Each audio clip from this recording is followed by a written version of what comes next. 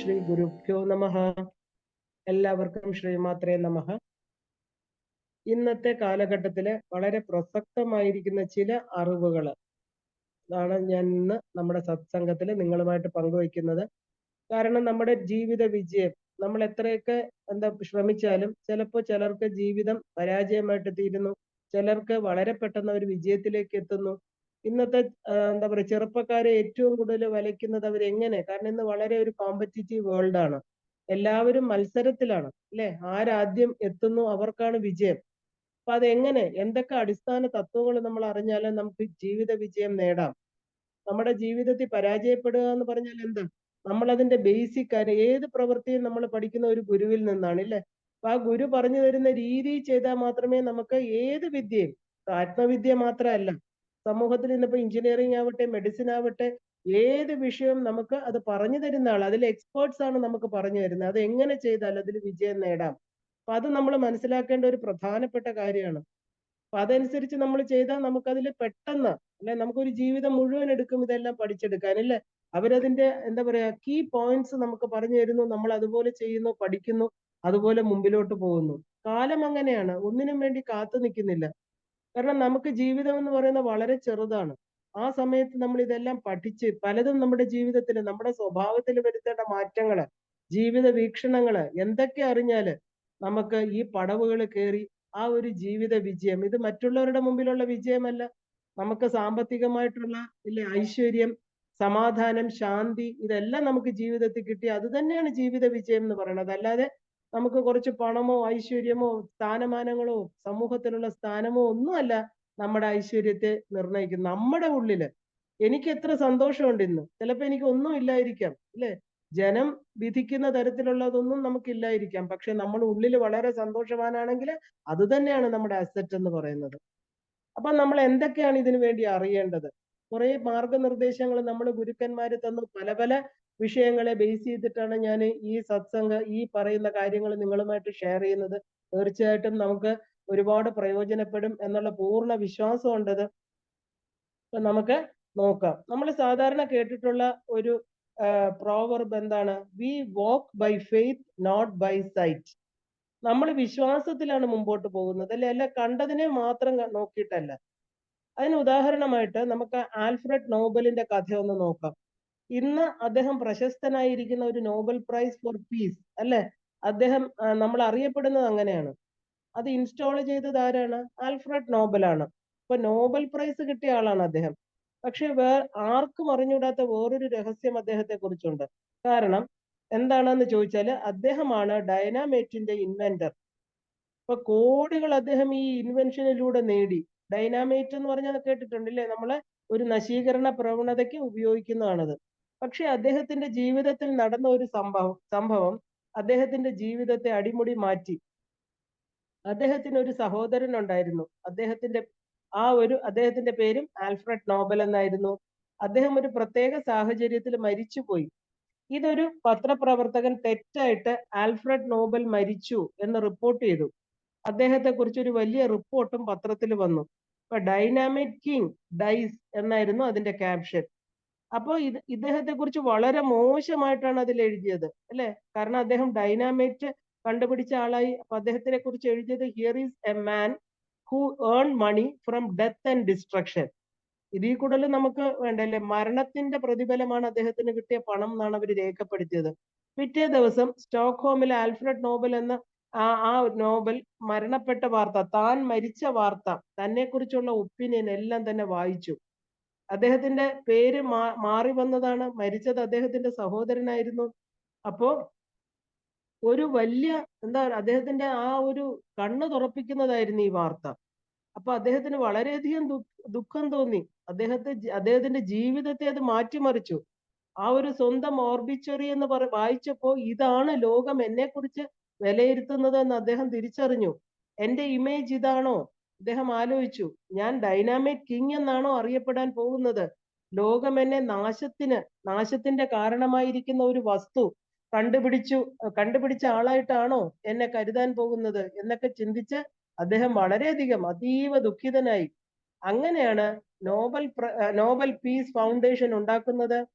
അപ്പോ അദ്ദേഹത്തിന്റെ ആ ഒരു വാല്യൂ ആ മൊത്തം അദ്ദേഹം മാറ്റി അല്ലെ? അദ്ദേഹത്തിന്റെ ജീവിതം, അദ്ദേഹത്തിന്റെ ലൈഫ് വാല്യൂസ് മാറിയപ്പോഴത്തേക്ക് അദ്ദേഹത്തിന്റെ കാഴ്ചപ്പാട് മാറി അല്ലെ?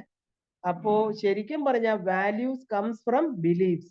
ബിലീഫ് എന്ന് പറയുന്നത് റിലിജിയനെ അല്ല നമ്മൾ പറയുന്നത്.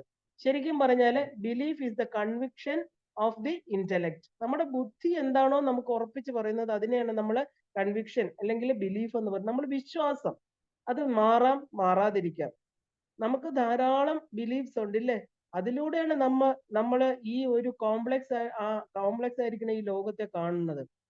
അപ്പൊ ഞാൻ എന്നത് ഈ ബോഡിയാണോ, ഈ ആത്മാവാണോ, ഇല്ലേ? ഞാൻ കാണുന്നതെല്ലാം ചേഞ്ചിങ് അല്ലേ, അത് സത്യമാണോ? അങ്ങനെ പല ചിന്തകള്, പല വിശ്വാസങ്ങൾ നമ്മളിൽ ഉണ്ടാക്കുന്നുണ്ട്.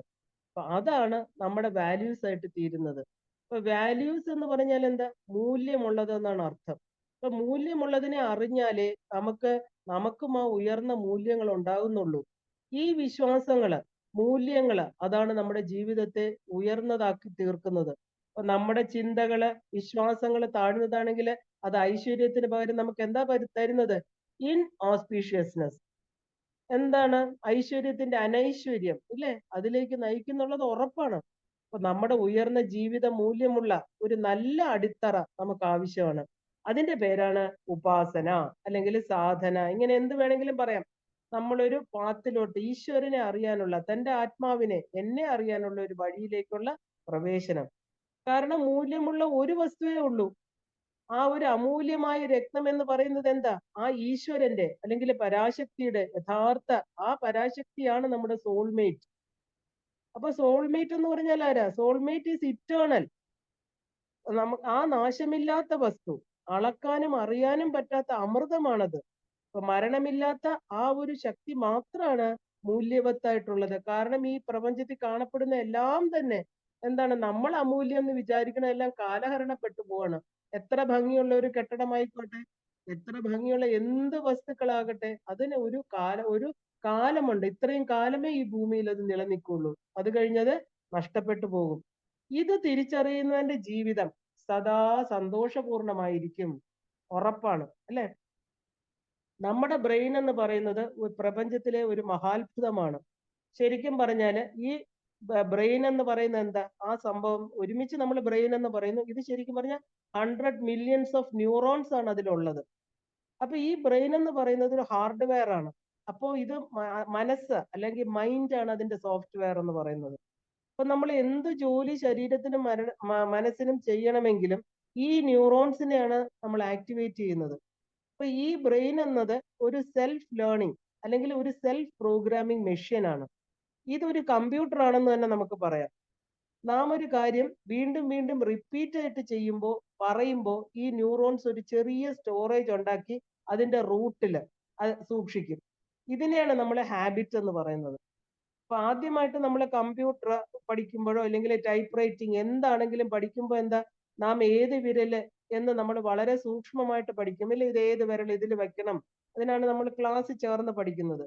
പിന്നെ അതെന്താ? ബ്രെയിനിൽ അത് ഉൾക്കൊണ്ടിട്ട് അതിന്റെ ഷോർട്ട് കട്ട്സ് ആയിട്ട് നമ്മൾ അത് സ്റ്റോർ ചെയ്ത് വെക്കും. നാം വീണ്ടും വീണ്ടും ചെയ്ത് അതിൽ എക്സ്പേർട്ട് ആവും. ഇങ്ങനെയല്ലേ നമ്മൾ എന്ത് കാര്യങ്ങളും പഠിക്കുന്നത്? ഇതൊക്കെയാണ് നമ്മുടെ ഹാബിറ്റ് ആയിട്ട് മാറുന്നത്. അപ്പൊ നമ്മുടെ ആ ഒരു വർക്ക് നമ്മൾ ഈസി ആയിട്ട് തീരും. ബ്രെയിനിന്റെ എഫിഷ്യൻസി കൂടും. ഇതാണ് ബ്രെയിനിന്റെ സെൽഫ് പ്രോഗ്രാമിംഗ് എബിലിറ്റി എന്ന് പറയുന്നത്. അപ്പൊ ആദ്യം എല്ലാം പ്രയാസമായിട്ട് തോന്നും നമ്മള്. പക്ഷെ ഇപ്പൊ കുറച്ച് ദിവസം കൊണ്ട് എന്തായിട്ട് തീരും? നമ്മൾ എക്സ്പേർട്സ് ആയിട്ട് മാറും അല്ലെ? 30 ദിവസമാണ് പറയുന്നത് സാധാരണഗതിയിൽ. 30 ദിവസം കൊണ്ട് ബ്രെയിൻ പ്രോഗ്രാമിംഗ് മാറും. ഇതുപോലെയാണ് നമ്മുടെ സത്സംഗങ്ങള്, മന്ത്രജപങ്ങള്, അതിന്റെ ഫ്രീക്വൻസി ആ ഒരു മനസ്സിനോടും ബുദ്ധിയോടും തന്നെ വളരെ ഷാർപ്പാക്കി മാറ്റുന്നത് അങ്ങനെയാണ്. മന്ത്രജപം എന്ന് പറഞ്ഞാൽ എന്താ? മനുഷ്യന്റെ ബ്രെയിനിൽ ഉണ്ടാകുന്നത് ആ ഒരു ന്യൂറോ ലിംഗ്വിസ്റ്റിക് ഇഫക്റ്റ് ആണ്. നമ്മൾ അറിയുന്നില്ല. അപ്പൊ അർത്ഥം അറിഞ്ഞു ചൊല്ലിയാല് ഈ സൈക്കോ ലിംഗ്വിസ്റ്റിക് ഇഫക്റ്റ് ഉണ്ടാകും. അതുകൊണ്ടാണ് മന്ത്രം എന്താണ്, ഏത് ദേവതയാണ്, എന്തിന് ജപിക്കണം എന്നൊക്കെ നമ്മൾ അറിഞ്ഞ് ചെയ്യാൻ പറയുന്നത്. അപ്പൊ വെറുതെ മന്ത്രങ്ങൾ കേട്ടുകൊണ്ടിരുന്നാൽ പോലും നമുക്കൊരു എന്താ പറയാ, ക്യൂറേറ്റീവ് കെമിക്കൽസ് എന്ന് പറയുന്നത് നമ്മുടെ തലച്ചോറിൽ ഉണ്ടാകുന്ന പറയപ്പെടുന്നു. ബ്രെയിൻ വേവ്സ്, ഹാർട്ട് ബീറ്റ്, ആ ബ്ലഡ് സർക്കുലേഷൻ, കൊളസ്ട്രോള്, നമ്മുടെ ശരീരത്തിൽ ഉണ്ടാകുന്ന അഡ്രിനാലിൻ എല്ലാം തന്നെ നന്നായിട്ട് പ്രവർത്തിക്കും. അപ്പോ നമ്മൾ ശ്രാദ്ധം എന്ന് പറഞ്ഞാൽ എന്താ? ശ്രദ്ധാത് ക്രിയതേ ഇത് ശ്രാദ്ധം. ശ്രദ്ധയോടെ ചെയ്യുന്ന എന്ത് കർമ്മങ്ങളും ഇല്ലേ? ഇപ്പൊ നമ്മള് അതിനിപ്പോ ഹാംഫുൾ ആയിട്ടുള്ള നമുക്ക് തെറ്റായിട്ടുള്ള കാര്യങ്ങൾ പോലും നമ്മുടെ ഹാബിറ്റ്സ് ആയിട്ട് മാറും. അതുകൊണ്ടാണ് പറയുന്നത് തെറ്റായിട്ടുള്ള കാര്യങ്ങൾ നമ്മൾ ചെയ്യരുത്. Cigarette smoking is injurious to health എന്ന് അതിന്റെ കവറിൽ തന്നെ എഴുതി വെച്ചിട്ടുണ്ട് അല്ലെ? പക്ഷെ നമ്മൾ എന്താ ചെയ്യുന്നത്? മനുഷ്യർ അത് വീണ്ടും വീണ്ടും വലിച്ച് അതിൽ അഡിക്റ്റഡ് ആവുന്നു. അപ്പൊ അത് ശ്രദ്ധിച്ച് അതിൽ വലിക്കുമ്പോ എന്താ, നമുക്ക് പിറ്റേ ദിവസം ആ സമയമാകുമ്പോ അത് വലിക്കണം തോന്നും. ഇതെന്താ, ഇത് ബ്രെയിനിൽ സ്റ്റോർ ചെയ്തു. ആ ബ്രെയിനാണ് നമ്മളെ ആക്ടിവേറ്റ് ചെയ്യുന്നത്. വീണ്ടും അത് ചെയ്യൂ ആ സമയമാകുമ്പോ അത് ചെയ്യാൻ നമ്മുടെ കാരണം എന്താ, അത് ബ്രെയിനിൽ സ്റ്റോർഡ് ആയി. ഇതുപോലെ തന്നെയാണ് നല്ല കാര്യങ്ങള്. അപ്പൊ നല്ല കാര്യങ്ങൾ നമ്മുടെ ഹാബിറ്റ്സ് ആക്കി മാറ്റണം ഇല്ലേ? അപ്പൊ ബ്രെയിനിന്റെ ശരിക്കും ബ്രെയിനിന്റെ വെയിറ്റ് എന്ന് പറയുന്നത് മറ്റുള്ള ജീവികളെക്കാളും ഏകദേശം എന്താ പറയാ 50 എന്താ പറയാ 1/50 ആണ് കൂടുതൽ. അപ്പൊ ഭാഗത്തെ നമ്മൾ കണക്കാക്കുമ്പോൾ ഹ്യൂമൻ ബ്രെയിൻ മാത്രമുള്ള ഒരു സവിശേഷത എന്താണെന്ന് പറഞ്ഞാൽ അത് പ്രീ ഫ്രണ്ടൽ കോർട്ടെക്സ് ആണ്.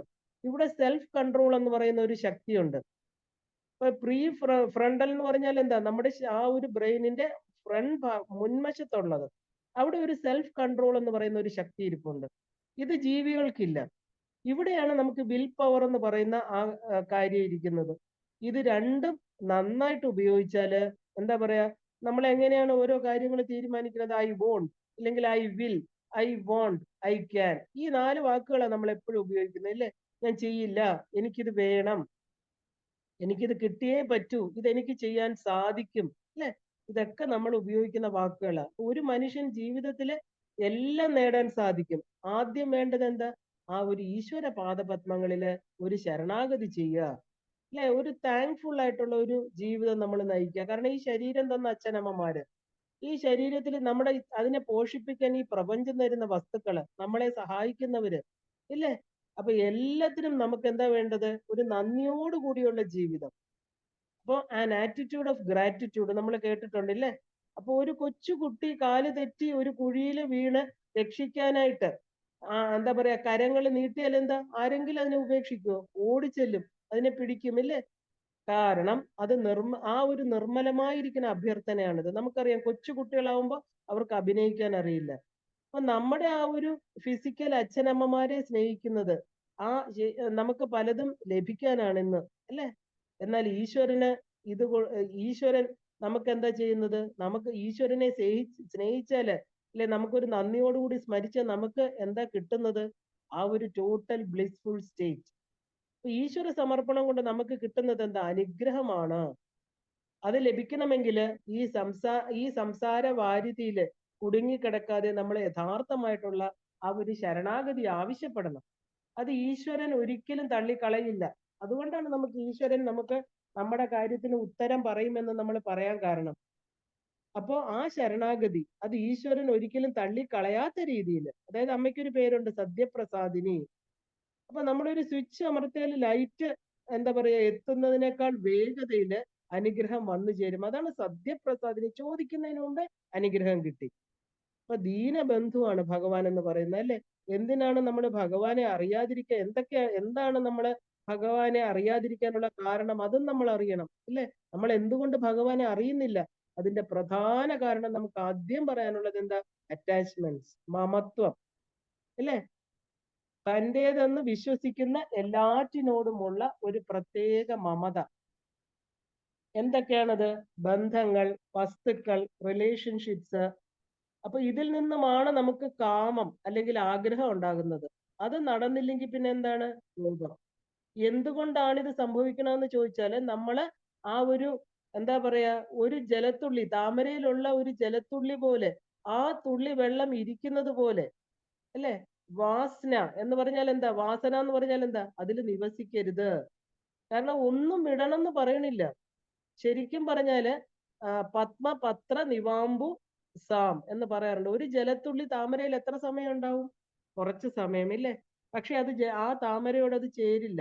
അതിങ്ങനെ ഒഴുകി കിടക്കും. ഇനിയിപ്പോ സൂര്യപ്രകാശം വന്നാലോ പെട്ടെന്ന് അത് അപ്രത്യക്ഷമാവുകയും ചെയ്യും. അപ്പൊ നമ്മൾ അങ്ങനെ ആയിരിക്കണം. നമ്മൾ ഒന്നും വിടേണ്ട ആവശ്യമില്ല. കർമ്മഫലത്തെ കുറിച്ച് ദുഃഖിക്കേണ്ട ആവശ്യമില്ല. അത് അതിനനുസരിച്ച് ഈശ്വരൻ തന്നോളും. നമ്മളല്ല കർമ്മഫലം തീരുമാനിക്കേണ്ടത് അല്ലേ? നമ്മൾ ജഡ്ജ് അല്ലാത്തിടത്തോളം കാലം വിധി തീരുമാനം നമ്മൾ എടുക്കണ്ട. അതുകൊണ്ടാണ് ഭഗവാൻ കർമ്മണ്യ വ്യാധികാരസ്ഥ എന്ന് പറയുന്നത്. ഞാൻ തരാം ഫലം, നിങ്ങൾ ചെയ്യൂ. അപ്പൊ നമുക്ക് സത്കർമ്മങ്ങൾ ചെയ്യാം, ഈശ്വരനെ ആശ്രയിക്കണം നമ്മൾ. ഭഗവത്ഗീതയുടെ ആരംഭത്തിൽ തന്നെ വിശ്വവിജയായിരിക്കുന്ന അർജുനൻ എന്താണ്? ദുഃഖിതനായിരുന്നല്ലേ?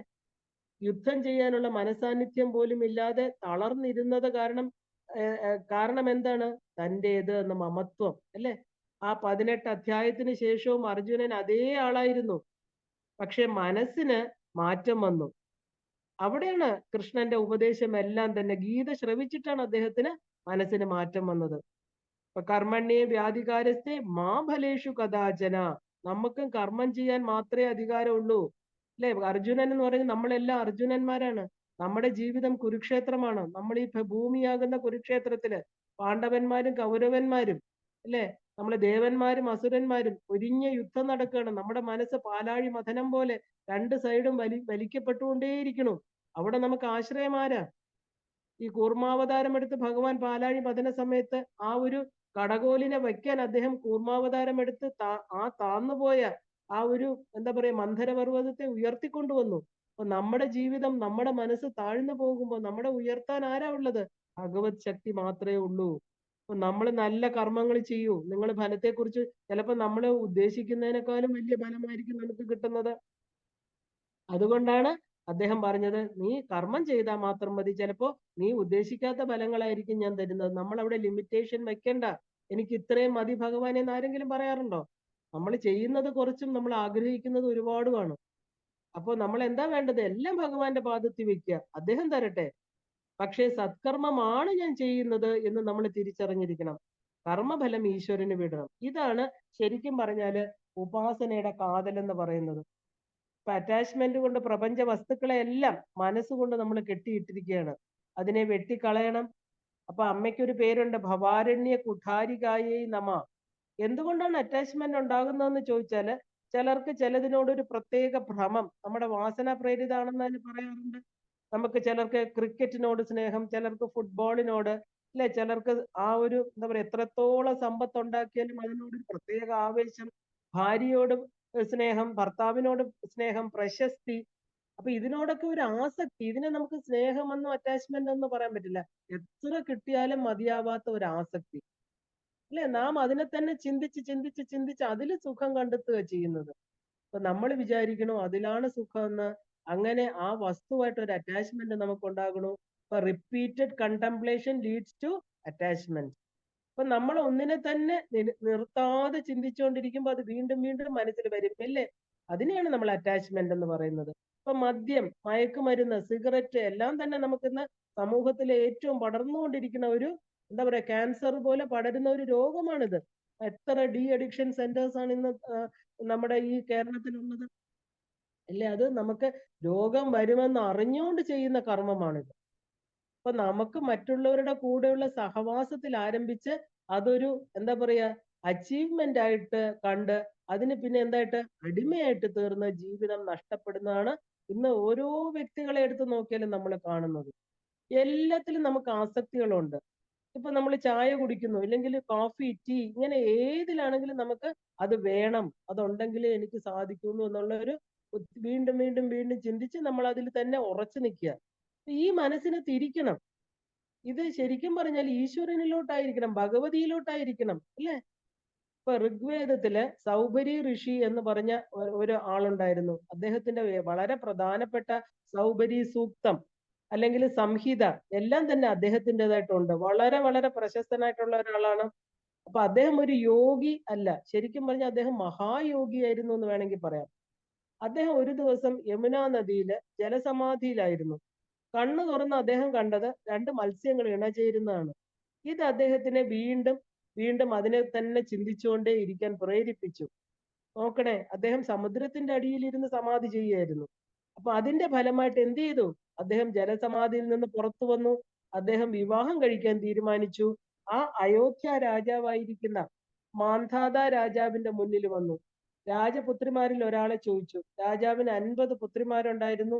പക്ഷെ രാജാവിന് വളരെ വിഷമം തോന്നി. എന്താ? ശോഷിച്ച് വൃദ്ധനായി വിരൂപനായിരിക്കുന്ന ഈ എന്താ പറയാ സൗഭരി മഹർഷിയെ കണ്ടപ്പോ തന്റെ സുന്ദരിമാരായ പുത്രിമാരെ എങ്ങനെയാണ് ഇദ്ദേഹത്തിന് കൊടുക്കുന്നത്? രാജാവിന് മനസ്സ് വന്നില്ല.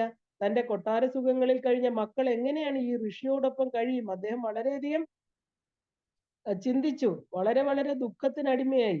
അപ്പൊ ഇനി വിവാഹം ചെയ്ത് കൊടുത്തില്ലെങ്കിൽ എന്താ? മഹർഷി ശപിക്കും, ഇല്ലേ? അദ്ദേഹം മഹായോഗിയാണ്.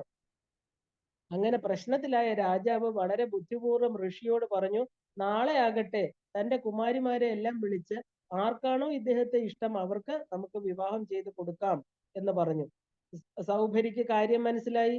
അദ്ദേഹത്തിന്റെ യോഗശക്തി ഉപയോഗിച്ച് എന്താണ് അദ്ദേഹത്തിന് രാജാവിന്റെ മനസ്സ് മനസ്സിലായി. തന്റെ വിരൂപമായിരിക്കുന്ന തന്റെ വാർദ്ധക്യം ബാധിച്ച ഈ ശരീരത്തെ കണ്ടിട്ടാണ് രാജാവ് പറയുന്നത്, അദ്ദേഹത്തിന്റെ മക്കളെല്ലാം വളരെ ചെറുപ്പക്കാരും വളരെ സൗന്ദര്യമുള്ളവരുമായിരുന്നു. എങ്ങനെയാണ് അവരെ എനിക്ക് വിവാഹം കഴിച്ചു തരണം, അതുകൊണ്ടാണ് രാജാവ് അങ്ങനെ പറഞ്ഞതെന്ന് അദ്ദേഹത്തിന് മനസ്സിലായി. അദ്ദേഹം എന്ത് ചെയ്തു? തന്റെ യോഗശക്തി ഉപയോഗിച്ച് അന്ന് രാത്രി അതീവ സുന്ദരനും യൗവനയുക്തനുമായിട്ടുള്ള ഒരു യുവാവായിട്ട് തീർന്നു. പിറ്റേ ദിവസം കൊട്ടാരത്തിലെത്തി. ഒരു രാജകുമാരിയല്ല 50 പേര് വന്ന് നിരന്നു നിന്നു. ഇദ്ദേഹത്തെ കണ്ടവർ അത്ഭുതപ്പെട്ടു. 50 പേരും ഇദ്ദേഹം തന്നെ ഞങ്ങളുടെ ഭർത്താവായിട്ട് വേണമെന്ന് ആവശ്യപ്പെട്ടു. അവർ തീരുമാനിച്ചു. അങ്ങനെ രാജാവ് തന്റെ 50 പുത്രിമാരെ ഒരാളിന് വിവാഹം ചെയ്തു കൊടുക്കുക ചെയ്യുന്നത്. അപ്പൊ സൗഭരി തന്റെ യോഗശക്തി കൊണ്ട് 50 ആളായിട്ട് മാറി. 50 കൊട്ടാരങ്ങൾ നിർമ്മിച്ച് 50 പേരോടൊപ്പം സുഖമായിട്ട് കഴിഞ്ഞു.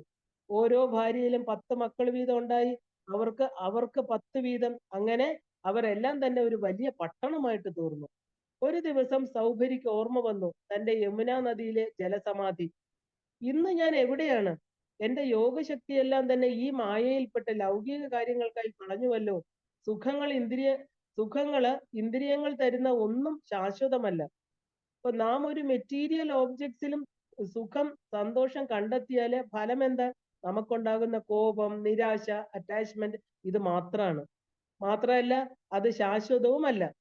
അപ്പൊ മനസ്സിനെ ശാശ്വതമായിരിക്കുന്ന സുഖത്തിന് കൊടുത്ത് ശീലിപ്പിക്കണം. അത് അറിയാൻ തുടങ്ങിയാൽ പിന്നെ ബാക്കി ഭവരോഗങ്ങളെല്ലാം നമ്മളെ വിട്ടുപോകും. ഇതിനു വേണ്ടിയിട്ടാണ് നമ്മള് ഉപാസനാ മാർഗം എന്ന് പറയുന്നത്.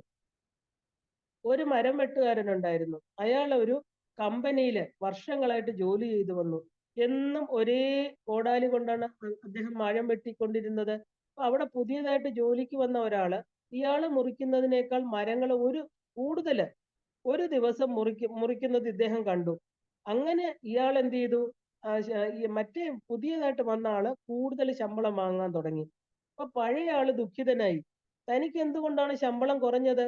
മറ്റേ ആളിന്റെ അത്രയും ഞാൻ എഫിഷ്യന്റ് അല്ലാത്തത് കൊണ്ടാണെന്ന് അദ്ദേഹം മനസ്സിലായി. കാരണം എന്താ? ആ മരം ഈ മറ്റേ പുതിയ ആളിനെ പോലെ അത്രയും മുറിക്കാൻ പറ്റുന്നില്ല. ഇദ്ദേഹത്തിന് വളരെ കുറച്ച് മരങ്ങൾ മുറിക്കുന്ന സമയത്ത് അത്രയും സമയം കൊണ്ട് പുതിയ ആള് ധാരാളം മരങ്ങൾ മുറിക്കുന്ന അനുസരിച്ച് അദ്ദേഹത്തിന് ധനം കിട്ടുന്നു.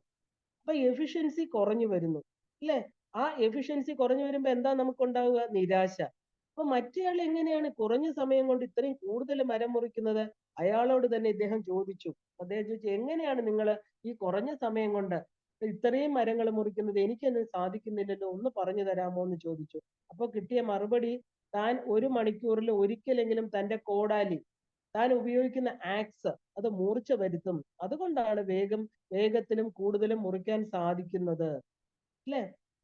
ഈ ഉത്തരം കേട്ട് അദ്ദേഹം അത്ഭുതപ്പെട്ടു പോയി. നമ്മൾ ജീവിതത്തിൽ എന്തൊക്കെ കാര്യങ്ങൾക്കാണ് നമ്മൾ പരിഹാരം തേടുന്നത്? ചിന്തിച്ചു നോക്കൂ. നമ്മുടെ പ്രോബ്ലംസ് സോൾവ് ചെയ്യുന്നുണ്ടല്ലേ? ഇതെല്ലാം എന്തുകൊണ്ടാണ് ചെയ്യുന്നത്? മനസ്സ്. നമുക്ക് എല്ലാത്തിനുമുള്ള ഒരേ വസ്തു നമ്മൾ വെളിയിൽ നിന്ന് നമ്മുടെ ജ്ഞാനേന്ദ്രിയങ്ങളിൽ കൂടെ കിട്ടുന്ന എല്ലാ കാര്യങ്ങളും എവിടെയാ കൊണ്ടിടുന്നത്? മനസ്സെന്ന് പറഞ്ഞ നമ്മൾ കണ്ടിട്ടില്ലാത്ത ഒരു വസ്തു നമ്മുടെ ഉള്ളിലുണ്ട്. അത് നമ്മൾ ഇടുന്നതിനനുസരിച്ച് അതിന് സന്തോഷം, സുഖം, നിരാശ, ഡിപ്രഷൻ, പല പല വികാരങ്ങളാണ് അവിടെ ഉണ്ടാവുന്നത്, ഇല്ലേ? ഈ മനസ്സെന്ന് പറഞ്ഞാൽ ഒരു അത്ഭുത പ്രതിഭാസമാണ്. അപ്പൊ അതിനെ ഇടയ്ക്ക് നമ്മളൊന്ന് ഷാർപ്പൻ ചെയ്യാറുണ്ടോ? അതിനെ നമ്മൾ എനർജറ്റിക് ആക്കാറുണ്ടോ? അതാണ് നമ്മുടെ പ്രോബ്ലം. എന്തുകൊണ്ടാണ് നമുക്ക് നിരാശ വരുന്നത്, നമ്മൾ ലെഥാർജിക് ആവുന്നത്, നമുക്ക് വയ്യ, എല്ലാത്തിലും ഒരു ഡിപ്രഷൻ വരുന്നത്? എന്തുകൊണ്ടാ?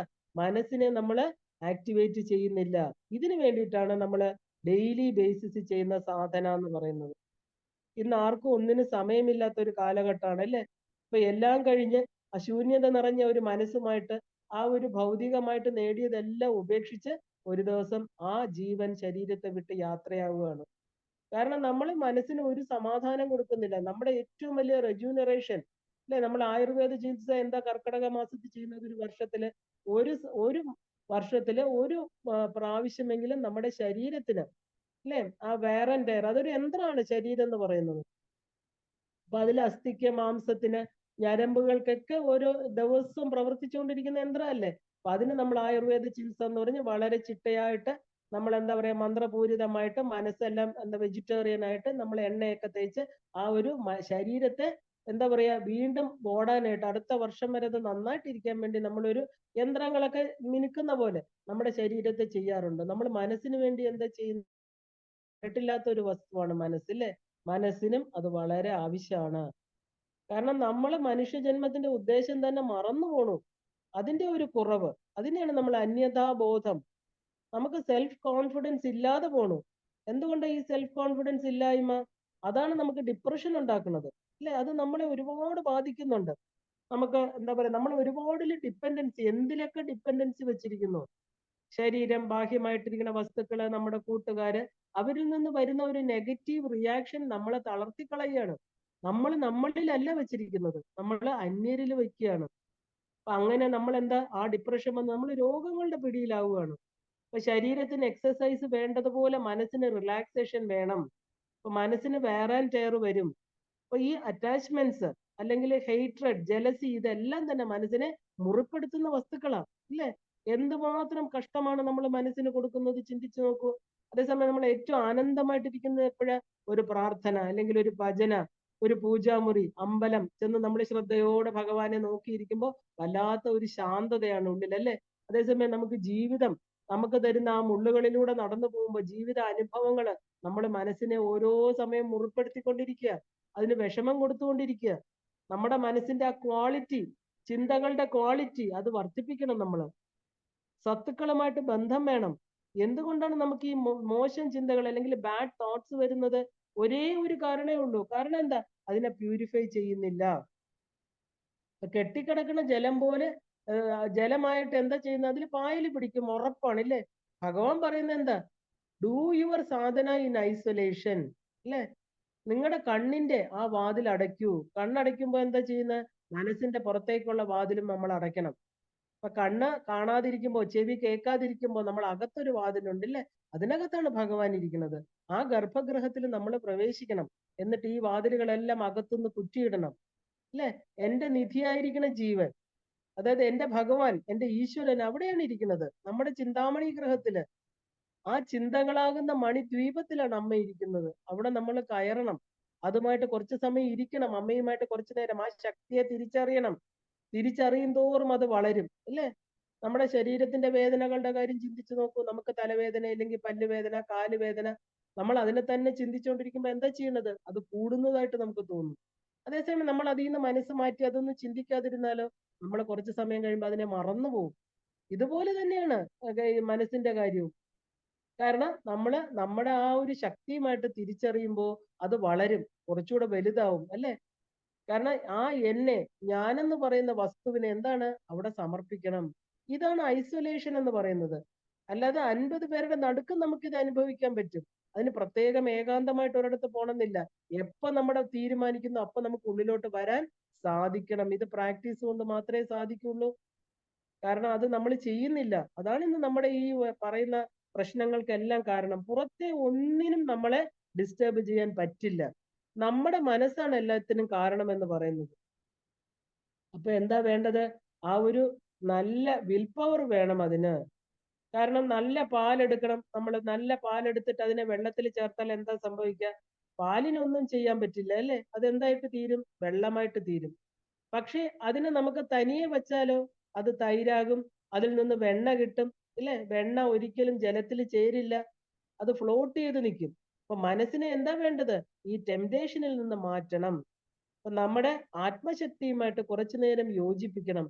അപ്പൊ ഈ പറയുന്ന ഈ പറയുന്ന എന്താ പറയാ, ഈ ഒരു സത്തുമായിട്ട്, നമ്മുടെ ഉള്ളിലിരിക്കുന്ന ആ ശക്തിയുമായിട്ട് ചേർന്നാല് കാലക്രമേണ മറ്റതിൽ നിന്ന് അത് വിട്ടു നിൽക്കും. നമ്മൾ അതിനെ അഭ്യസിക്കും, ഉറപ്പായിട്ടും വരും. നമ്മൾ അറിയാതെ നമുക്ക് ഇതിലൊരു രുചി ഉണ്ടാകും. നമ്മളിപ്പം ബാഹ്യവസ്തുക്കളിൽ കുടുങ്ങിക്കിടന്നു, അതിൽ സുഖം കണ്ടെത്തുന്നു, അതിൽ രസിക്കുന്നതുകൊണ്ടാണ് നമുക്ക് അതിലോട്ട് ആകർഷണം വരുന്നത്. മനസ്സെന്ന് പറയുന്ന ഒരു മെഴുകു പ്രതിമ പോലെയാണ്. നമുക്ക് എന്ത് രൂപവും അതിൽ ഉണ്ടാക്കിയെടുക്കാം. കുറച്ചു കാലം നമുക്ക് ഈശ്വരനിൽ വെച്ച് ഇതിലാണ് സന്തോഷം എന്ന് മനസ്സിന് മനസ്സിലാക്കി കഴിഞ്ഞാൽ അതറിയാതെ നമ്മൾ അറിയാതെ അതിലോട്ട് ഒരു ആകർഷണം സംഭവിക്കും. എന്നിട്ട് എന്താ, മറ്റതിൽ നിന്ന് അത് വിട്ട് വിട്ട് വരും അല്ലേ? ഇപ്പൊ ചീത്തയാകാതെ നമ്മളൊരു ട്രാൻസ്ഫോർമേഷൻ സംഭവിക്കും. പാല് അതുപോലെയാണ് നമ്മുടെ മനസ്സെന്ന് പറയുന്നത്. ശരിക്കും പറഞ്ഞാല് വെള്ളം എന്ന് പറഞ്ഞാൽ എന്താ? വെള്ളം എന്ന് പറഞ്ഞാൽ നമ്മുടെ ഈ ഔട്ട്സൈഡ് മെറ്റീരിയൽ വേൾഡ് ആണ്. ഈ ലോകത്തിൽ താമസിക്കുമ്പോൾ മനസ്സ് നാം അറിയാതെ ഡൈല്യൂട്ടഡ് ആയി പോകും. അപ്പൊ വല്ലപ്പോഴുമെങ്കിലും നമ്മൾ ഈ ബാഹ്യപ്രപഞ്ചത്തെ മാറ്റി നിർത്തണം. ഇതിനെയാണ് നമ്മൾ സാധന വിത്ത് യുവർ അമ്മ ഇൻ ഐസൊലേഷൻ, ഇല്ലെങ്കിൽ സാധന വിത്ത് യുവർ ഇഷ്ടദേവത. നിങ്ങൾക്ക് ആരാണോ ഇഷ്ടദേവത നമ്മൾ അതുമായിട്ട് കുറച്ച് സമയം ഇരിക്കുക. അപ്പൊ മായ എന്നത് എന്താ? ഭഗവാന്റെ തന്നെ ഒരു ശക്തിയാണ്. ഭഗവാൻ തന്നെ പറയുന്നുണ്ട് അല്ലെ, എന്റെ മായയാണ്, മമ മായ ദുരത്യയ. അപ്പൊ വിശ്വം ഭ്രമൈതി മായ എന്നാ പറയുന്നത്. പരബ്രഹ്മ മഹിഷി അല്ലെ, ഇത് ദേവി മഹാത്മ്യം പറയണു, അല്ല സൗന്ദര്യ ലഹരി പറയുന്നു, ഭഗവാൻ പറയുന്നു മമ മായ ദുരത്യ, ഇത് എന്റെ മായയാണ്, എന്റേതാണ്. പക്ഷെ നിങ്ങൾ എന്ത് വേണം? അതിനെ കളഞ്ഞുകൊള്ളണം, ദുരത്യയ ത്യജിക്കണം. കാരണം മായ കൊണ്ടാണ് നിങ്ങൾക്ക് ഈ തോന്നുന്ന ആവരണ വിക്ഷേപങ്ങളെല്ലാം തന്നെ മായ കൊണ്ടാ. അപ്പൊ ഈ മായ എന്ന് പറഞ്ഞാൽ എന്താ? മായയെ വശത്താക്കിയാൽ ഈശ്വരൻ വശമായി എന്നർത്ഥം. നമുക്ക് ഈശ്വരനെ ജയിക്കാനല്ല, കാരണം അതായി തീരുക വേണ്ടത്. അപ്പൊ മനസ്സെന്നത് ഈശ്വരന്റെ ഒരു മെറ്റീരിയൽ എനർജി കൊണ്ടാണ് ഉണ്ടാക്കിയിരിക്കുന്നത്. ഇത് നമ്മൾ അറിയണം. അപ്പൊ മായ ഉണ്ടാകുന്നത് മനസ്സിലാണ്. അത് ഈശ്വര ശക്തിയാണ്. മായ പ്രകൃതിയാണ്. മഹേശ്വരനാണ് പുരുഷൻ എന്ന് പറയുന്നത്. ഈശ്വരനെ അറിയാത്തവർക്ക് ഈ ഒരു മായ അജ്ഞാന ആവരണം ഉണ്ടാക്കിക്കൊണ്ട് അതിനെ മറച്ചു വെക്കും. ഇതിനെയാണ് നമ്മൾ അവിദ്യ അല്ലെങ്കിൽ അജ്ഞാനം എന്ന് പറയുന്നത്. ഇനി മായ അജ്ഞാനിയെ ലൗകികമായിട്ട് ബന്ധിപ്പിക്കുന്നുണ്ട്. പക്ഷെ എന്താ, അവന് സ്ഥിരമായ സുഖത്തെ കാണിച്ചു കൊടുക്കുന്നില്ല. അവൻ എന്നും ദുഃഖമാണില്ലേ? അങ്ങനെ തന്നെ ഈ പ്രപഞ്ചത്തിൽ നിന്ന് അവൻ വിട്ടുപോയി അനേക ജന്മങ്ങളിലൂടെ അവന് സഞ്ചരിക്കേണ്ടി വരുന്നു. അപ്പൊ എപ്പോഴാണോ ജീവൻ അതിനുള്ള ഒരു ആഗ്രഹം വരണം, ഇത് ആഗ്രഹം വന്നെങ്കിൽ മാത്രമേ നമുക്ക് അജ്ഞാന ആവരണത്തെ മാറ്റി സത്യത്തെ കാണിക്കാൻ ആ ഒരു ഈശ്വരനും വരുള്ളൂ. നമ്മുടെ ഉള്ളിൽ തന്നെ ഈശ്വരനുണ്ട്, പക്ഷെ നമുക്ക് അതിനൊരു ആഗ്രഹം വേണം അല്ലേ? അപ്പൊ ഈ ഭൗതിക എനർജി, ആ എനർജിയുടെ മുമ്പില് ഋഷികള് സന്യാസികൾ എല്ലാം തന്നെ അടിയറവ് പറഞ്ഞിട്ടുണ്ട്. അപ്പോ ജ്ഞാനി നാമപി ചേതാംസി ദേവി ഭഗവതി ഹിത ബലാദാകർഷ്യ മോഹായ മഹാമായ പ്രയസ്ഥിതി എന്ന് ദേവി മഹാത്മ്യത്തിൽ വ്യക്തമായിട്ട് പറയണുണ്ട്. ജ്ഞാനികളുടെ മനസ്സിനെ പോലും ആകർഷിച്ച് മായ കീഴടക്കുന്നു. ഇപ്പൊ ഒരു സാധുവിന്റെ കഥ നോക്കാം നമുക്ക്. ഒരു സാധു ഹിമാലയത്തിലെ 12 വർഷം തപസ് ചെയ്ത് തന്റെ ഇന്ദ്രിയങ്ങളെല്ലാം തന്നെ തന്റെ അധീനതയിലായി എന്ന് കരുതി 12 വർഷത്തിൽ ഒരിക്കൽ വരുന്ന കുംഭമേളയിൽ പങ്കെടുക്കാൻ അദ്ദേഹം വരികയാണ്. അപ്പോ എന്താണ്, ആ ഒരു ഒരു ഡൽഹിയിൽ നിന്ന് വന്ന ഒരു ജമീന്ദാര് എന്ത് ചെയ്തു? അദ്ദേഹത്തിന്റെ ഷൂവിന്റെ അറ്റം കൊണ്ട് ഈ തിരക്കില്, കുംഭമേളയ്ക്ക് നമുക്കറിയാം വളരെയധികം തിരക്കാണില്ലേ, ആ തിരക്കില് സാധുവിന്റെ പാദങ്ങളിൽ ചവിട്ടി. അദ്ദേഹം നല്ല കൂടിയ ഷൂസ് ഒക്കെയാണ് ഇട്ടിരുന്നത്. അപ്പൊ ഈ സാധുവിന്റെ പാദങ്ങൾ മുറിഞ്ഞ് രക്തമൊലിച്ചു. സാധു ദേഷ്യം കൊണ്ട് അലറി. പിന്നെ അദ്ദേഹം ചിന്തിച്ചു, 12 വർഷത്തെ ധ്യാനം, തന്റെ ഒരു വികാരത്തെ പോലും തനിക്ക് കീഴടക്കാനായില്ലല്ലോ. അപ്പൊ കാമ ക്രോധ ലോഭ മോഹങ്ങളുടെ പിടിയിൽപ്പെട്ട ഒരു സാധാരണ മനുഷ്യന്റെ കാര്യം എന്താണ് പറയാനുള്ളത് അല്ലെ? എന്താണ് വഴി മായയെ അതിക്രമിക്കാൻ? നമ്മൾ ചിന്തിക്കേണ്ട കാര്യമാണ്. ദേവിയുടെ അനുഗ്രഹം മാത്രമേ ഉള്ളൂ ഏക വഴി എന്ന് പറയുന്നത്. നമുക്ക് ഞാൻ ഒരു എന്താ പറയാ കഥ നോക്കാം. കാരണം ഇതിനകത്ത് എല്ലാം നമ്മളെ തന്നെ, നമ്മളിൽ ഈ കഥകളിലൂടെ നമുക്ക് പല കാര്യങ്ങളും നമ്മളിൽ ഉള്ളിൽ മാറ്റം വരുത്താൻ സാധിക്കും. ഞാൻ എൻ്റെ ഒരു ഫ്രണ്ടിന്റെ വീട്ടിൽ പോകണമെന്ന് വെക്കൂ. അവർക്കൊരു വളർത്തു പട്ടിയുണ്ട്. വളരെ വലിയ പട്ടിയാണത്. മാത്രമല്ല ഗേറ്റ് സദാ അടച്ചിട്ടിരിക്കും. ബിവെയർ ഓഫ് ഡോഗ്സ് എന്നൊക്കെ വെളിയിൽ എഴുതി വെച്ചേക്കും. വീടിന്റെ 4 ചുറ്റും നടന്നാലും ഈ പട്ടിയെ ഭയന്ന് അകത്തേക്ക് പ്രവേശിക്കാൻ കഴിയില്ല അല്ലെ? നമുക്ക് പട്ടിയെ ഭയമായിട്ടുള്ളവരെന്താ പുറത്ത് തന്നെ നിൽക്കും, അകത്ത് കയറില്ല. എങ്ങനെ കയറും? ഒരു വഴിയില്ല. അപ്പൊ ആ ഒരു പട്ടിയെ അതിക്രമിക്കാൻ എന്താ നമ്മൾ വേണ്ടത്? നമ്മൾ ഉടമസ്ഥനെ കുറിച്ച് ചിന്തിക്കും അല്ലേ? അദ്ദേഹത്തെ വിളിക്കും. അദ്ദേഹത്തെ വിളിച്ചിട്ട് നമ്മൾ പറയും എന്താണ്, അദ്ദേഹം പുറത്തു വരുമ്പോ പറയും തന്റെ പട്ടി ഒന്ന് പിടിച്ചു കെട്ടു ഇല്ലേ? ഉടമസ്ഥനെ കാണുമ്പോൾ പട്ടി എന്താ ചെയ്യുന്നത്? പട്ടി വാലാട്ടി വന്നിരിക്കും. കാരണം അത് ഉടമസ്ഥനെ അതിന് തിരിച്ചറിയാം. അപ്പോ ഉടമസ്ഥൻ വന്ന് അതിനെ കെട്ടിയിട്ട് ഗേറ്റ് തുറന്ന് നമ്മളെ അകത്തേക്ക് കയറ്റും. പട്ടി ശാന്തനായിട്ട് ഇരിക്കുന്ന കാണാം. അപ്പൊ എനിക്ക് ഭയമില്ലാതെ അകത്ത് കയറാൻ പറ്റും. അപ്പൊ എങ്ങനെയാണ് എന്താ പറയാ ആ മാസ്റ്ററിനെ ആശ്രയിച്ചത്? അതായത് ആ വീടിന്റെ ഉടമസ്ഥനാണ് അയാൾ അല്ലെ? അയാൾ വളർത്തുന്ന ഒരു നായയാണ് ഈ പട്ടി എന്ന് പറയുന്നത്. അപ്പൊ നമ്മൾ മാസ്റ്ററിനെ ആശ്രയിച്ചപ്പോ എന്ത് ചെയ്തു? മാസ്റ്റർ പട്ടിയെ മെരുക്കി, പട്ടിയെ അവിടെ വെറുതെ ഇരുത്തി. അപ്പൊ ഭയം പോയി. നമ്മൾ എന്തിനാ വരുന്നത്? ഈ പട്ടി കടിക്കുമോ, അല്ലെ? പട്ടിയെ കടിച്ചാൽ നമുക്ക് എന്തെങ്കിലും അസുഖം വരുമോ, അല്ലെ? നമുക്ക് ഭയം എന്തിനാ? നമ്മൾ അതിനെ കണ്ടിട്ടില്ല, അതിന്റെ അടുത്ത് പോയിട്ടില്ല. അപ്പൊ ഇപ്പൊ നമ്മൾ മാസ്റ്ററിനെ ശരണാഗതി ചെയ്തപ്പോൾ മാസ്റ്റർ എന്ത് ചെയ്തു? അതിന്റെ ഉടമസ്ഥൻ എന്താ ചെയ്തത്? പട്ടിയെ എന്താ പറയാ, മെരുക്കി. ആ പട്ടിയെ നമ്മളെ കണ്ടിട്ട് പോലും പട്ടി അനങ്ങുന്നില്ല, അത് വെറുതെ വാലാട്ടി അവിടെ ഇരിക്കുക. മാസ്റ്ററുടെ സാന്നിധ്യത്തിൽ പട്ടി ആ ഒരു ഒതുങ്ങിപ്പോയി, ഇല്ലേ? ഇതുപോലെയാണ് നമ്മൾ ഈശ്വരനെ അഭയം പ്രാപിക്കാതെ എന്താ പറയാ, പൂജ, വ്രതം, യോഗ ഒക്കെ ചെയ്താലും ഈ മായയെ തരണം ചെയ്യാൻ പറ്റില്ല. ഈ മായ എന്ന് പറഞ്ഞാൽ എന്താ? ഈ പട്ടിയെ പോലെയാ, നമുക്ക് ഭയമാണ്. നമുക്ക് പലതും യഥാർത്ഥത്തെ കാണിച്ചു തരുന്നില്ല, നമുക്ക് ഈശ്വരനിലോട്ട് അടുക്കാൻ പറ്റുന്നില്ല. ഈശ്വരനെ അകറ്റി നിർത്തിയിരിക്കുക. നമ്മൾ വലിയ ഗേറ്റിന്റെ പുറകിൽ നിൽക്കുക, വെളിയിൽ നിൽക്കുക.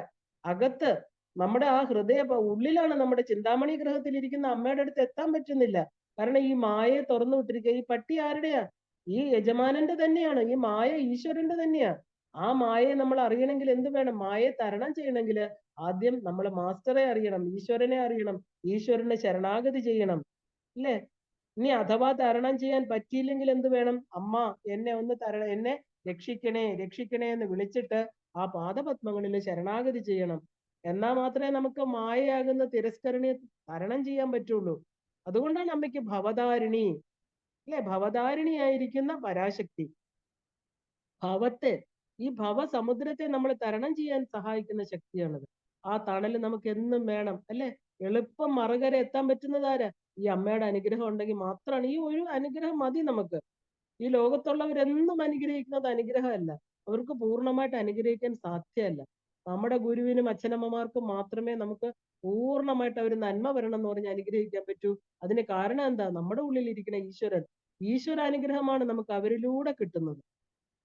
അപ്പൊ നമ്മൾ ഈ മെറ്റീരിയൽ എനർജിയെ കീഴടക്കി തരണം ചെയ്യാൻ സാധിക്കുക എന്ന് പറഞ്ഞാൽ ഒരിക്കലും സാധിക്കില്ല. മെറ്റീരിയൽ എനർജി എന്നും നമുക്ക് ആകർഷണങ്ങൾ തന്നുകൊണ്ടേയിരിക്കും. അതിനെ കീഴടക്കണം, അതിനെ ജയിക്കണം. എന്നാൽ നമുക്ക് ഈശ്വരാനുഗ്രഹം വരും. അപ്പൊ നമുക്കിത് തരണം ചെയ്ത് അപ്പുറത്ത് പോകാൻ സാധിക്കും. ഈ ലോകത്ത് തന്നെ നമ്മുടെ ശരീരം വിടുന്നിടം വരെ സന്തോഷമായിട്ട് ഇരിക്കാൻ പറ്റും. അപ്പൊ ഈ ശ്വേതാശ്വര ഉപനിഷത്ത് പറയുന്നു, ദേവിയുടെ അനുഗ്രഹവും നമ്മുടെ എഫേർട്ടും ഒത്തുചേർന്നാൽ മാത്രമേ ഈ മായയെ തരണം ചെയ്യാൻ സാധിക്കുള്ളൂ. തത് പ്രഭാവ ദേവപ്രസാദ, അല്ലെ? ശരിക്കും പറഞ്ഞാല് we need two things, your effort and the grace of God. അപ്പൊ ഉപനിഷത്ത് പറയണ പോലെ ഈ ഔറോബിന്ദു തന്റെ പുസ്തകത്തിന്റെ ആദ്യത്തെ പേജിൽ പറയുന്നുണ്ട്. അദ്ദേഹത്തിന്റെ പുസ്തകം വളരെ ഫേമസ് ആയിട്ടുള്ള പുസ്തകം നമ്മൾ കേട്ടിട്ടുണ്ടായിരിക്കും, ദ മദർ എന്ന് പറയുന്ന അദ്ദേഹത്തിന്റെ പുസ്തകത്തിൽ ആദ്യത്തെ പേജിൽ തന്നെ അദ്ദേഹം പറയുന്നുണ്ട്, രണ്ട് ശക്തികൾക്ക് മാത്രമേ നമ്മളെ കരകയറ്റാൻ പറ്റൂ, അല്ലെ? എന്താണത്? The difficult thing is the aim of our endeavor, the inspiration that calls from below, the divine grace that answers from the above. അപ്പൊ നമ്മൾ രണ്ട് ശക്തികളെ പിടിച്ചു വലിക്കുന്നത്, ഒന്ന് നമ്മുടെ ഈശ്വരന്റെ അനുഗ്രഹം, ഒന്ന് താഴെ നിന്നുള്ള മെറ്റീരിയൽ വേൾഡിൽ നിന്ന് നമുക്ക് കിട്ടുന്ന ആ വലിക്കുക, നമ്മളെ അങ്ങോട്ട് ആകർഷിക്കുന്നതാണ്. അപ്പൊ നമുക്ക് ഈ അനുഗ്രഹം ലഭിച്ച് ഈശ്വരനെ അറിയാൻ ആ ഒരു സംരക്ഷണത്തിലായാല് നമ്മൾ എന്താ പറയാ, നമ്മൾ പിന്നെ എന്താ ആ സംരക്ഷണ വലയത്തിലായാൽ പിന്നെ നമ്മൾ തെറ്റൊന്നും ചെയ്യില്ല. കാരണം ആ വലയത്തിലാകാൻ കുറച്ച് ബുദ്ധിമുട്ടാണ്, അല്ലേ? അപ്പൊ നമ്മൾ എന്ത് ചെയ്താലും ഭഗവാൻ അറിയാം, ഭഗവാന്റെ പ്രേരണയായിരിക്കും നമ്മൾ ചെയ്യുന്നത്. അപ്പൊ ആ ഒരു ഈശ്വര ചിന്തയല്ലാതെ, കാരണം ആ ഒരു ഈശ്വരനാണ് ഇവിടെ, ഈശ്വരൻ മാത്രമേ ഉള്ളൂ. ഒരു ഡിസ്ക്രിമിനേഷനും നമ്മൾ വേറെ കൊടുക്കേണ്ട കാര്യമില്ല, എല്ലാം ഈശ്വരനാണ്, ഇല്ലേ? അപ്പൊ നമുക്ക് ഓരോരുത്തർക്കും അർഹതപ്പെട്ടതാണിത്. ഈശ്വരൻ എന്ന് പറഞ്ഞാൽ നമ്മുടെ സ്വന്തമാണ്, അല്ലേ? അല്ലാതെ ഈ ഭൂമിയോ വസ്തുക്കളോ ശരീരം പോലും നമ്മുടെ സ്വന്തമല്ല, ഈശ്വരൻ തന്നതാണ്. അപ്പൊ നമുക്ക് ശരിക്കും പറഞ്ഞാൽ നമ്മുടെ പൈതൃക സ്വത്വം എന്ന് പറയുന്നത് എന്താ? ഈശ്വരൻ, നമ്മുടെ ഉള്ളിലിരിക്കുന്ന ഭഗവാൻ, അല്ലേ? ഈ അറിവ് നേടി ഈ അനുഗ്രഹം നമ്മൾ നേടിയെടുക്കണം. വളരെ ബുദ്ധിമുട്ടാണ് അത്. പക്ഷെ നമ്മൾ നിരന്തരമായിട്ട് പ്രവർത്തിച്ചാല് നമ്മൾ ഈ ഭൗതികമായിട്ട് എന്തൊക്കെ കാര്യങ്ങൾ നേടിയെടുക്കുന്നു, എത്ര പരീക്ഷകൾ നമ്മൾ വീണ്ടും വീണ്ടും അറ്റംപ്റ്റ് ചെയ്ത് നമ്മൾ ജയിക്കുന്നു. അതുപോലെ തന്നെ ഇത് വളരെ നിസാരമായിട്ട് നമുക്ക് തോന്നും. പക്ഷെ എന്താ, വളരെ നമുക്ക് ജീവിതം നമുക്ക് തരുന്ന അനുഭവങ്ങളിൽ നിന്ന് മനസ്സിനെ തിരിക്കണം. സുഖവും ദുഃഖവും വന്നു പോകുന്നതാണ്. ഈശ്വരൻ മാത്രമാണ് പെർമനന്റ് ആയിട്ടുള്ളത്. അതിന് ശരണാഗതി ചെയ്യണം. ഒരു കർഷകന് രണ്ട് ആൺമക്കൾ ഉണ്ടായിരുന്നു. ഒരു വയലില് നല്ലവണ്ണം പണിയെടുക്കാൻ രണ്ടുപേരോടും അദ്ദേഹം ആവശ്യപ്പെട്ടു. ഒരാള് രാവിലെ മുതൽ വൈകിട്ട് വരെ ജോലി ചെയ്ത് ക്ഷീണിച്ചു വന്നിരിക്കും. അച്ഛൻ സന്തോഷത്തോടെ 1000 രൂപ കൊടുത്തിട്ട് ഇഷ്ടമുള്ളത് ചെയ്യാൻ പറയും. രണ്ടാമത്തെ ആൾ ഒന്നും ചെയ്യാതെ ഭക്ഷണം കഴിച്ച് ടെലിവിഷനും കണ്ടിരിക്കും. അച്ഛനെ കുറ്റപ്പെടുത്തിക്കൊണ്ടേയിരിക്കും. അയാൾക്കും അച്ഛൻ എന്നുള്ള നിലയിൽ 1000 രൂപ കൊടുക്കും. അപ്പൊ ഇത് അധ്വാനം ചെയ്ത ആള് വിചാരിച്ചു ഇത് നീതിയല്ലല്ലോ, ഞാൻ ഇരുട്ട വെളുക്ക ജോലി ചെയ്യണു, ഇയാള് ചുമ്മാ ഇരുന്ന് ടി വി കാണുന്നു, ചുമ്മാ ഇരുന്ന് ടി വി കണ്ട് ഭക്ഷണം കഴിക്കുന്ന ആളിനും എന്താ പറയാ അദ്ദേഹം പൈസ കൊടുക്കണു, ഇത് നീതിയല്ല അല്ലെ? എങ്കിൽ പിന്നെ ഇയാൾ ഇരുന്ന് ഇങ്ങനെ കാണുന്നെങ്കിൽ എനിക്കും അങ്ങനെ ഇരുന്നൂടെ? ഞാൻ ഇനി എന്തിനാ ജോലി ചെയ്യാൻ പോകുന്നത്? ഞാനും ചെയ്യുന്നില്ല. അപ്പോ അതുപോലെ എന്താ പറയുക, അതുപോലെ ഋഷി മുനി സന്യാസികള് ഒരു ജന്മം മുഴുവനും ഈശ്വരനെ അറിയാനായിട്ട് തപസ് ചെയ്തു. അവര് നേടി, അവര് നമുക്ക് തന്നു. നമ്മളും ഒരു എഫേർട്ടും ഇല്ലാതെ നമുക്ക് എങ്ങനെയാണ് ഇതൊക്കെ നേടിയെടുക്കുന്നത്? കാരണം അതുകൊണ്ടാണ് അവരിപ്പോ വെറുതെ ഇരിക്കുന്നത്. അവര് നേടിയതാണ് നമുക്ക് തന്നിരിക്കുന്നത്. ആ അനുഗ്രഹം നേടിയെടുക്കണമെങ്കിൽ പുരുഷ പ്രയത്നം തീർച്ചയായിട്ടും വേണം. അപ്പോ അതില്ലാതെ മറ്റുള്ളവരുടെ അനുഗ്രഹവുമായിട്ട് താരതമ്യപ്പെടുത്തിയിട്ട് ഒരു കാര്യമില്ല. നമ്മൾ എപ്പോഴും പറയാറുണ്ട് ഇല്ലേ? കാരണം മറ്റുള്ളവർക്ക് എന്തുണ്ട്, നമ്മൾ സാമ്പത്തികമായിട്ട് മെറ്റീരിയലി പോലും നമ്മൾ കമ്പയർ ചെയ്യാറുണ്ട്. എന്നെ എന്താ ഈശ്വരൻ ഇങ്ങനെ സൃഷ്ടിച്ചത്, എനിക്ക് എന്താ കുറവ് ഇല്ലേ? നമ്മുടെ കർമ്മങ്ങളാണ് നമ്മുടെ ഫലമായിട്ട് വരുന്നത്. നമ്മൾ ഒന്നിനും കമ്പയർ ചെയ്യേണ്ട ആവശ്യമില്ല. നമുക്ക് നേടിയെടുക്കാൻ പറ്റാത്തതായിട്ട് ഒന്നുമില്ല. അതിനെന്താ വേണ്ടത്? അതിനാണ് ഈ ശരണാഗതി. ഭഗവാൻ എന്താ പറഞ്ഞിരിക്കുന്നത്? മാം ഏകം ശരണം വ്രജ. ഭഗവാൻ പറയണു, ഭാഗവതം പറയണു, ഏകമേവം ശരണം സർവദേഹിനാം. അല്ലയോ അർജുന, നീ ശരണാഗതി ചെയ്യൂ. നീ ശരണാഗതി ചെയ്താൽ അനുഗ്രഹം ഒഴുകി വരും. ഞാൻ ചെയ്യുന്നു എന്ന ആ കർത്തൃത്വ ഭാവം നീ ഒഴിവാക്കൂ. നീ അല്ല ഇതൊന്നും ചെയ്യുന്നത്. ഇവിടെ ഈ സൃഷ്ട പ്രപഞ്ചത്തെ ഉണ്ടാക്കി നിന്റെ ശരീരവും സൃഷ്ടിച്ച് ഇങ്ങോട്ട് അയച്ചിരിക്കുന്നത് ഞാനാണ്. അപ്പൊ നീ എന്നെ അറിയൂ, നീ എനിക്ക് ശരണാഗതി ചെയ്യൂ. നമ്മളെ വസ്ത്രത്തിന്റെ നിറമോ ജപമാല കൊണ്ടോ നെറ്റിയിലിരിക്കുന്ന പൊട്ടിന്റെ വലിപ്പം കൊണ്ടോ ഒന്നുമല്ല സറണ്ടർ എന്ന് പറയുന്നത്. വാ കൊണ്ട് പറയുന്നതുമല്ല, നമ്മുടെ ഒരു ആറ്റിറ്റ്യൂഡാണത്. It is a state of our consciousness. കാരണം ഒരു ഗുരുവിന്റെ ആവശ്യത്തോടെ ആ ഗുരുവിന്റെ ആവശ്യം ഇവിടെയാ വരുന്നത്. കാരണം നമ്മുടെ മൈൻഡ് പ്യൂരിഫിക്കേഷൻ, നമുക്ക് എപ്പോഴും ഉള്ളിൽ ഒരു ഈഗോ ഉണ്ടാവും. അപ്പൊ മൈൻഡ് പ്യൂരിഫിക്കേഷൻ എന്ന പ്രോസസ്സിലൂടെ മാത്രമേ നമുക്ക് ആ ശക്തിയുടെ അടുത്ത് സറണ്ടർ ചെയ്യാൻ പറ്റൂ. അതിനാണ് നമുക്ക് ഗുരു വീണ്ടും വീണ്ടും വീണ്ടും ഈ കാര്യങ്ങൾ പറഞ്ഞു തരുന്നത്. ശരണാഗതി ചെയ്യൂ, നിന്റേതായിട്ട് ഇവിടെ ഒന്നുമില്ല. കാരണം നമുക്കിത് അക്സെപ്റ്റ് ചെയ്യാൻ പ്രയാസമാണ്. എന്താ? നമുക്ക് ആണവമലം ജനിച്ചപ്പോൾ നമ്മുടെ ഈഗോ, ഞാൻ എന്നുള്ള ഒരു ബോധം നമ്മളിലുണ്ട്. അത് ഈശ്വരനാണെന്ന് തിരിച്ചറിയുന്നിടം വരെ നമ്മൾ ഈ ശരീരത്തിൽ തന്നെ നിൽക്കും. അപ്പൊ മൈൻഡ് പ്യൂരിഫിക്കേഷൻ എന്ന് പറയുന്ന പ്രോസസ്സ് ഗുരുവിന്റെ കൂടെയാണ് നമുക്ക് നടത്തേണ്ടത്. ഈ ശക്തിയുടെ അടുത്ത് എത്തിക്കുക എന്നുള്ളത് വലിയ ഉത്തരവാദിത്വമാണ് ഗുരുവിന്റെ. കാരണം അതുകൊണ്ട് ഗുരു പറയുന്ന സാധനങ്ങൾ നമ്മൾ കണ്ണടച്ച് ചെയ്യാൻ പറയുന്നത്. കാരണം അദ്ദേഹത്തിന് അറിയാം ഇത് ചെയ്തെങ്കിലേ നമ്മുടെ ഈഗോ പോവുള്ളൂ എന്ന്. ഈ ഈഗോയാണ് ഏറ്റവും വലിയ ഭണ്ഡാസുരൻ. എല്ലാ അസുരന്മാരെയും ദേവി കൊല്ലാൻ വരുന്നത് എന്താ? പല തരത്തിലുള്ള ഈഗോയുടെ പല ഗ്രേഡുകളാണ് അതെല്ലാം തന്നെ. ഒരു ഗൃഹസ്ഥാശ്രമി കാശിയിൽ വെച്ച് ഒരു ഗുരുവിനെ കിട്ടി. അവിടെ ചെന്ന് തനിക്ക് എന്താ പറയാത്ത ഈശ്വരനെ വേണം എന്ന് പറയുകയാണ്. ഇദ്ദേഹം എന്തോ ഒരു മന്ത്രം പറഞ്ഞിട്ട് ഗുരുദക്ഷിണ ആവശ്യപ്പെട്ടു. ഇദ്ദേഹം ചോദിച്ചു, നിങ്ങൾ എന്താണ് എനിക്ക് തന്നത്? അപ്പൊ പറഞ്ഞു, ഗോലോകത്തിൽ എത്താനുള്ള മന്ത്രമാണിത്. അപ്പൊ അവിടെ ഞാൻ കാണും, നിന്നെ ഞാൻ അവിടെയോട്ട് കയറ്റി വിടാനായിട്ട് ഞാൻ കാണും, അതുകൊണ്ട് നീ വിഷമിക്കണ്ട. എവിടെ എന്റെ ഗുരുദക്ഷിണ എന്ന് ഇദ്ദേഹം പറഞ്ഞു. അപ്പൊ ഇന്ത്യ മഹാരാജ്യവും പാകിസ്ഥാനും ദക്ഷിണായിട്ട് കൊടുക്കണം എന്ന് ചോദിച്ചു. ഗുരു ദേഷ്യഭാവത്തിൽ പറഞ്ഞുകൊണ്ട് എന്താ പറയാ ഈ പറഞ്ഞ ആള്, ഇത് കിട്ടിയ ആള് ഭയങ്കര ദേഷ്യത്തോടെ ചോദിച്ചു, കാരണം ഇത് നിങ്ങളുടെ സ്വത്താണോ? അങ്ങനെ രണ്ട് രാജ്യങ്ങളും എന്താ പറയാ നിങ്ങളുടെ ആണോ എന്നൊക്കെ ചോദിച്ച് പരസ്പരം വളരെയധികം വാക്തർക്കങ്ങൾ ആയി. അപ്പൊ ഇദ്ദേഹം ചോദിച്ചു, നിങ്ങളുടെ അച്ഛന്റെ ആണോ ഗോലോകം? അപ്പൊ നിങ്ങൾ എന്നെ അങ്ങോട്ട് കയറ്റി വിടുന്ന് പറയണ കള്ളല്ലേ? അപ്പോൾ ശരണാഗതി എന്ന് പറയുന്നത് ഗുരു പരമ്പരയുള്ള വിശ്വാസമാണ്. ആ ഗുരു പറഞ്ഞതിന് വിശ്വാസമില്ല. ഞാൻ കയറ്റി വിടാം എന്ന് പറയുമ്പോൾ വിശ്വസിച്ചില്ല അല്ലേ? അപ്പൊ എന്തോ ഗുരുദക്ഷിണ മേടിക്കാനുള്ള തട്ടിപ്പാണെന്ന് വിചാരിച്ചാണ് ഇയാൾ അങ്ങനെ പറഞ്ഞത്. അപ്പൊ എന്താ പറയാ, നമ്മുടെ ശരണാഗതി എന്ന് പറയുന്നത് ഏറ്റവും പ്രധാനപ്പെട്ടതാണ് വിശ്വാസം. കാരണം നമ്മൾ വിശ്വാസത്തിലൂടെ നേടിയെടുക്കേണ്ട ഒരു സ്റ്റേറ്റ് ഓഫ് മൈൻഡ് ആണത്. കാരണം മെറ്റീരിയൽ വേൾഡ് എന്ന് പറയുന്നത് എന്താ? ജന്മ മൃത്യു ജര വ്യാധികളാൽ ഗ്രസിക്കപ്പെടുന്ന ഒരു അനിത്യ ലോകമാണ്. അത് നമുക്ക് പൂർണ്ണ ബോധം ഉണ്ടായിരിക്കണം. കാരണം ഒരു ജീവന് മാത്രമേ എന്താ പറയാ, ആ ബോധം വന്ന ഒരു ജീവന് മാത്രമേ ദേവി പാദങ്ങളെ സർവാത്മന, അതായത് പ്രാണബുദ്ധി ദേഹധർമ്മങ്ങൾ ഉൾപ്പെടെ ജാഗ്രത സ്വപ്ന സുഷുപ്തി അവസ്ഥയിലും ആ പാദപത്മങ്ങളില് അഭയം പ്രാപിക്കാൻ സാധിക്കും.